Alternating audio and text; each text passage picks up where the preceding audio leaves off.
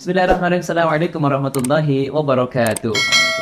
Jumpa lagi bersama kita di program acara Sering dengan Pirgadam Keberatan. Alhamdulillah kembali siang hari ini kita ditemani oleh Ustadz kita yaitu Kombes Pol Kiai Haji Zaiduri Anwar MAG. Alhamdulillah berkenan untuk hadir kembali. Alhamdulillah sehat Ustadz ya? Sehat Alhamdulillah.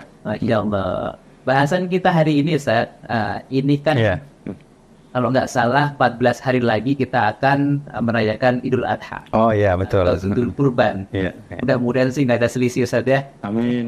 Karena hajinya nanti pasti di sana di tanggal itu sudah ditentukan. Iya. Masya Allah. Tapi apapun itu perbedaan merupakan hasanah yang sangat luar biasa. Alhamdulillah. Iya. Ini menjadi satu hal yang sangat luar biasa ketika banyak orang yang menganggap bahwa dalam hidupnya cukup sekali untuk berkurban. Padahal kan kalau kita lihat sebenarnya kalau bisa itu kan setiap tahun kita berkurban. Betul. Fenomena ini yang mungkin perlu kita luruskan. Ustaz. Baik, terima kasih. Pemirsa sharing yang saya banggakan. Memang kita kadang salah memahami tentang kurban. Banyak orang menganggap kurban cukup satu kali. Rasulullah mengajarkan kurban itu setiap tahun. Setiap tahun. Bahkan dengan tegas Rasulullah mengatakan, barang siapa yang punya keluasan rizki, berarti pada tahun itu, pada musim Dzulhijjah itu, kemudian dia tidak melakukan korban, Rasul mengancam. Kata Rasulullah, janganlah dia mendekati musallana, di situ dengan jelas itu. Jangan mendekati musallaku berarti tempat kami sholat, atau kalau kita bahasakan yang praktis, janganlah kalian berjamaah denganku. Seolah-olah seperti itu. Begitu kerasnya Rasulullah. Memang perintah kurban ini semua ulama berbeda. Para ulama berbeda ya. Ada yang mewajibkan bagi yang mampu, ada yang mensunnahkan sunnah muakkad.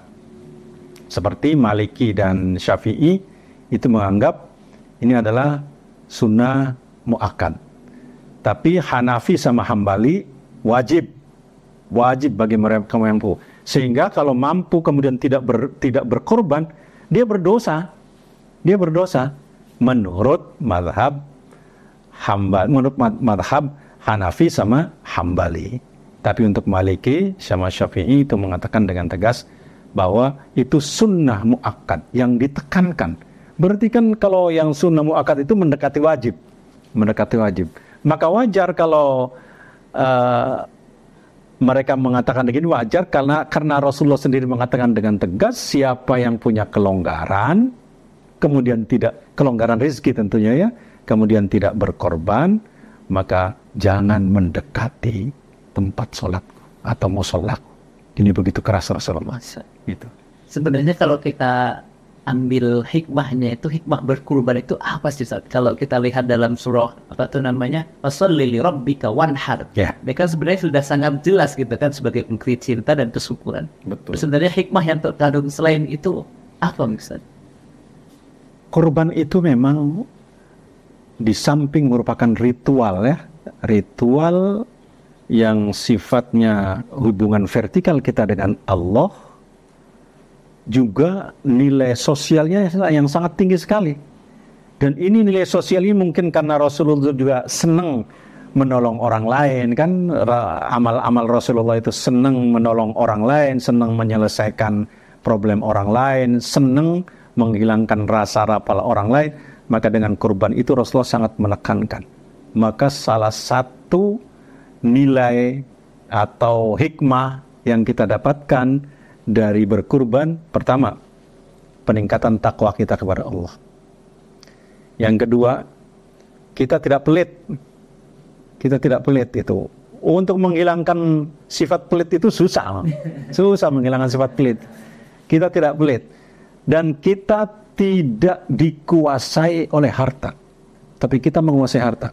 Harta, kamu akan saya keluarkan untuk berkorban guna membantu orang lain. Awalnya susah, Mas. Susah awalnya. Tapi kalau sudah terbiasa, menjadi ringan, mudah. Dan Allah pun akan memudahkan rezekinya. Nah, berikutnya, hikmahnya akan terbangun soliditas dan solidaritas sesama masyarakat muslim. Bahkan bukan hanya muslim yang merasakan ini. Bukan hanya muslim. Bukan hanya orang fakir, bukan hanya orang miskin. Tapi orang kaya juga akan merasakan manfaat dari kurban.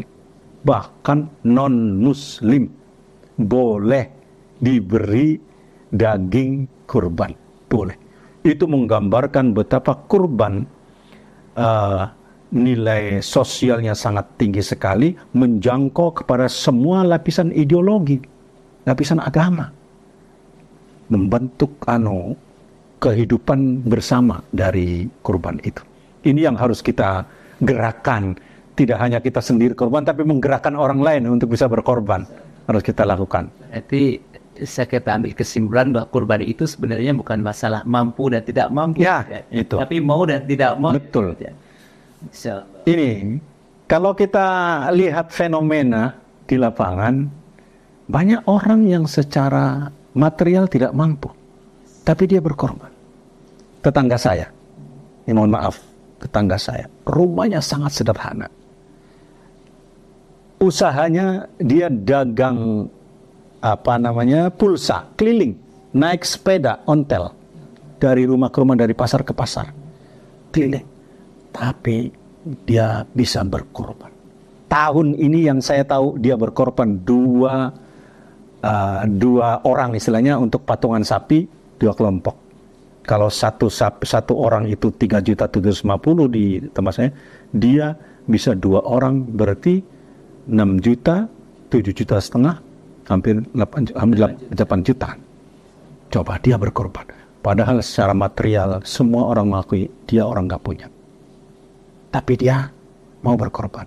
Ini yang menurut panjenengan tadi, masalah korban itu bukan masalah mampu dan tidak mampu, tapi mau dan tidak mau. Banyak orang kaya tidak mau, tapi banyak orang miskin yang mau karena dia berusaha untuk punya cita-cita berkorban. Nah, sekarang korban harus berikan cita-cita, digerakkan jadi gerakan ya. Mungkin terakhir Ustaz, untuk pemirsa yang melihat atau menonton channel ini agar semangat untuk berkorban. Ya, pemirsa yang kami hormati, berkurban jangan melihat uang yang kita berikan kepada panitia kurban, atau jangan melihat uang yang kita belikan untuk hewan kurban. Tapi lihat uang yang ada pada diri kita, saya yakin tetap lebih besar ketimbang uang yang kita keluarkan. Dan uang itu akan memberikan nilai dampak sosial yang sangat bermanfaat bagi orang lain. Orang lain akan merasakan gembiranya dari apa yang kita korbankan itu. Semoga dengan korban itu, Allah pun akan membalas kita, bukan hanya membalas dengan pahala, tapi uang yang kita sudah berikan tadi, Allah akan lipat gandakan dalam bentuk yang lain. Itu barangkali yang harus kita giring. Masya Allah, jazakallah Ustaz atas pencerahannya. Ini bisa kita ambil kesimpulan bahwa kurbanmu adalah bukti cintamu kepada Allah Subhanahu wa Ta'ala. Dan ingat, sebenarnya kebaikan itu mendatangkan cinta manusia dan juga keridhaan dari Allah Subhanahu wa Ta'ala. Betul. Jadi jangan pelik. Yuk tahun ini kita berkurban. Mungkin hanya ini yang dapat kami sampaikan. Mudah-mudahan sharing ringan ini bisa bermanfaat untuk kita semua. Kita sebutkan sharing ringan biar gak ada yang keberatan. Assalamualaikum warahmatullahi wabarakatuh.